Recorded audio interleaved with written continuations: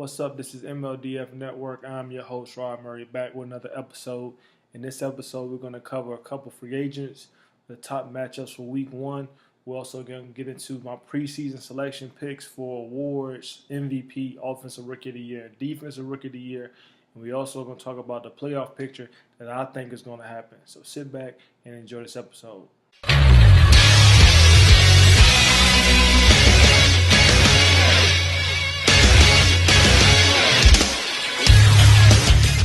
So getting right to it, here's the playoff picture that I see for the 2016 MLDF season.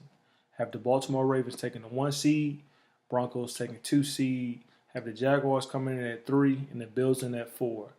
Have the Pittsburgh Steelers and the Tennessee Titans rounding out the 6 coming out of that AFC.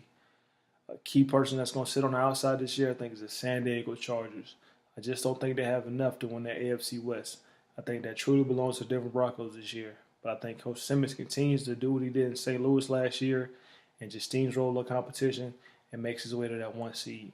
As we get to the divisional rounds, I think the Steelers advance by beating the Bills, and the Jaguars continue to be the friendly foe in Tennessee Titans to go into the divisional round, which will set up the matchup in the conference finals with the Baltimore Ravens and the Jacksonville Jaguars. Can Coach Simmons beat Coach Murray? I think we'll see, but I'll leave my prediction till that time is ready. On the NFC side, I have the Arizona Cardinals and the Green Bay Packers taking the first 2 spots in that conference. I have the Eagles and the Saints coming in the 3rd and the 4th seed, respectively, with Dallas Cowboys and the Tampa Bay Buccaneers rounding out the wild card positions as well.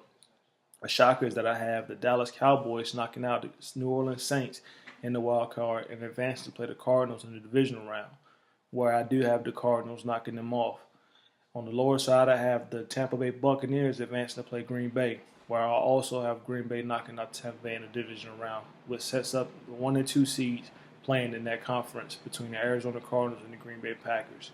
I'll leave out my prediction for that a little later on this season. But that's my playoff pickers for both the AFC and the NFC sides. So it's now again to some of my preseason season award picks. The first one we'll start off with is the MVP. My first candidate for MVP is Eli Manning. Eli Manning is coming off a strong season last year where he had over 4,000 yards passing, 31 touchdowns, and only 17 interceptions. Add that with Odell Beckham Jr., Victor Cruz, and now Sterling Shepard. I think he has the keys in place to have a strong season. And if they can win enough games, he puts himself in contention for MVP.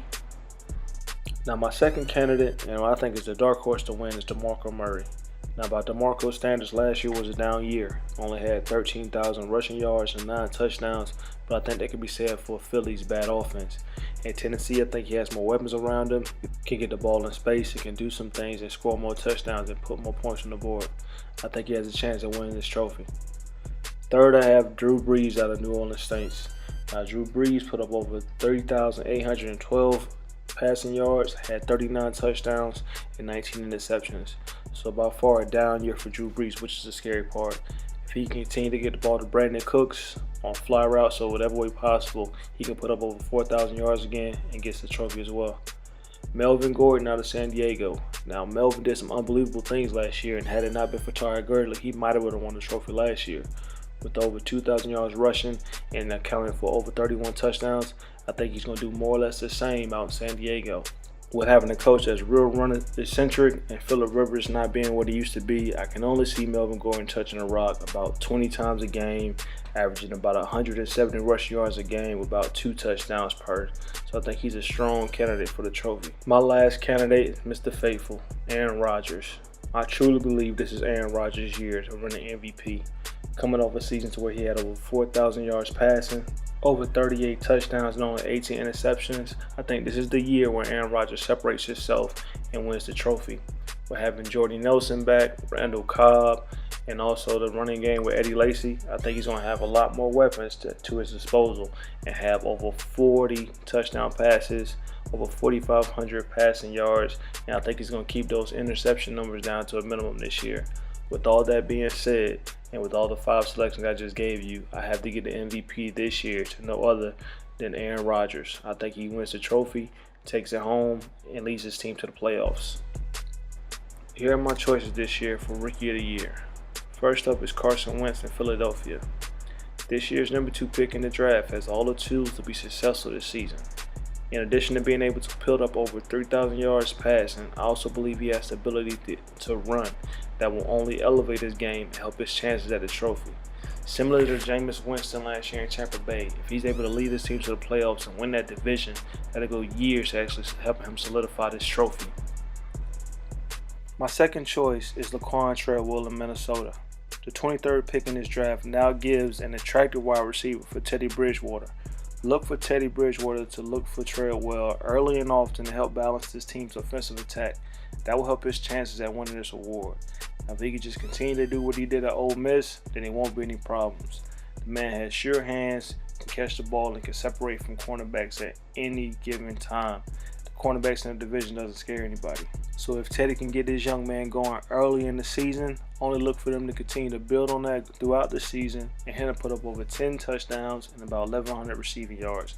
He can win this award. My third pick is everybody's favorite, Ezekiel Elliott. Coming out of Ohio State, this young man has a lot to prove in Dallas, and there's no possible reason this man should go wrong behind that strong offensive line. We all seen what he can do in Ohio State, whether it was against Alabama, Michigan State. You pick the opponent and this man continued to shine. And only look forward to seeing him do the same thing down in the NFC East with possibly the best offensive line to run behind, a quarterback, and one of the most dynamic wide receivers in the game, and a very dependable tight end. This man has all the keys to where he won't have to do it alone.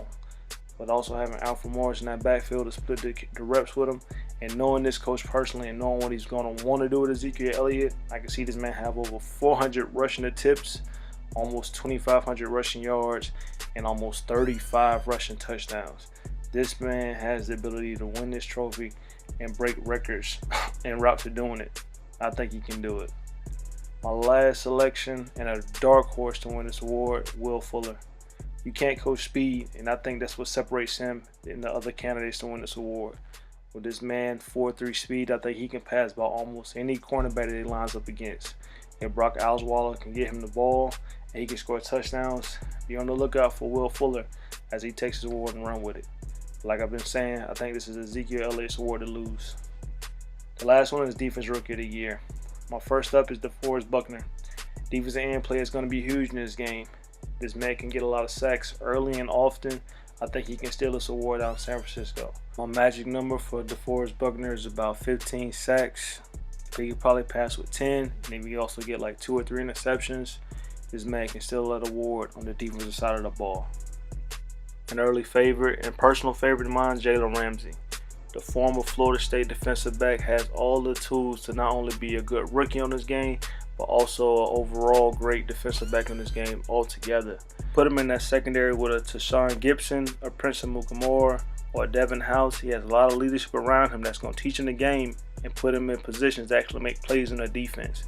I personally look forward to using him on a lot of different passing schemes and just getting him in space and getting him surrounded in the coverage ability where you can see his man coverage and his zone coverage excel. Also look at putting him a lot in the backfield on blitzes. I look forward to seeing this man have about 6 or 7 interceptions, maybe 4 or 5 sacks, couple forced fumbles. I mean, Jalen Ramsey is going to be all over the field. I can guarantee you that. I want to look forward to him also turning back some pick sixes. It's a lot of stuff Jalen Ramsey can do, and I look forward to maximizing his potential this season. It's going to be real fun using him and just seeing what he can do. My last selection is Vernon Hargreaves. The former Florida defensive back standout has all the keys as well to be a very, very promising defensive back in this game. The only difference between him and Jalen Ramsey is he gets his hands on a lot more balls and does a lot more dangerous stuff with it on the defensive side once he does intercept it and can run things back. The young stud has the ability with Brent Grimes to learn as well, and it'd be nice to see what Tampa Bay does with him. Whether they put him in the slot or use him on the outside, he's going to be around the ball. He's going to make plays. That won't change. The young man also is not afraid to come up and hit as well. So we'll see a lot of plays for Vernon Hargreaves as well out in Tampa Bay. With that strong defense, we should see him around the ball a lot. He should have about 4 or 5 interceptions and maybe a touchdown or 2. I also foresee him getting about 3 sacks if he's sitting on blitzes, but it won't be enough because Jalen Ramsey is my selection for Defensive Rookie Player of the Year. With the MLDF free agent draft coming up this Saturday, here's a list of the top 10 players that are available. Look for Greg Hardy to lead the list real fast, followed by Will Hill. amongst another linemen that can lead for a lot of teams looking for old linemen. With the official season starting up real soon, this is what we'll cover bi-weekly for each week. I've been Rod Murray. I'll see you when the season starts.